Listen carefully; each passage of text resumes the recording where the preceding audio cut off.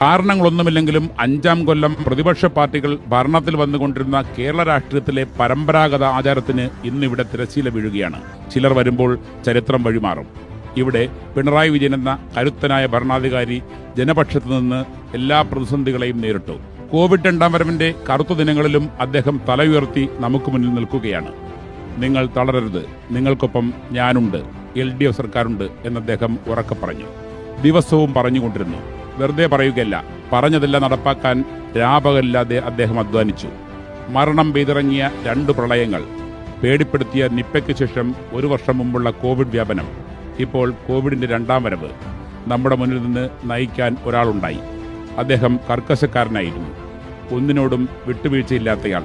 അവരയാളെ ഇരട്ടച്ചങ്കരെന്ന് വിളിച്ചു, പിന്നീട് ക്യാപ്റ്റൻ എന്ന് വിളിച്ചു. ലൈഫ് പദ്ധതി മുതൽ കിഫ്ബിയിലൂടെയുള്ള വൻ വികസന പ്രവർത്തനങ്ങൾ വരെ നടത്തി സംസ്ഥാനത്തെ അയാൾ മാറ്റിക്കൊണ്ടിരുന്നു. രമേശ് ചെന്നിത്തല മുതൽ രാഹുൽ ഗാന്ധിയും പ്രിയങ്ക ഗാന്ധിയും വരെയും, കെ സുരേന്ദ്രൻ മുതൽ അമിത്ഷായും പ്രധാനമന്ത്രി നരേന്ദ്രമോദിയും വരെയും വിമർശന വർഷം ചൊരിഞ്ഞപ്പോഴും അയാൾ കുലുങ്ങിയില്ല. കാരണം കേരള ജനത അയാൾക്കൊപ്പമായിരുന്നു.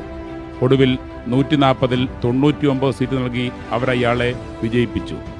അങ്ങനെ കണ്ണൂർ പിണറായിയിലെ മുണ്ടയിൽ കോരൻ എന്ന ചെത്തുകാരന്റെ മകൻ പിണറായി വിജയൻ കേരള രാഷ്ട്രീയത്തിൽ ഒരു പുതുചരിത്രം എഴുതി.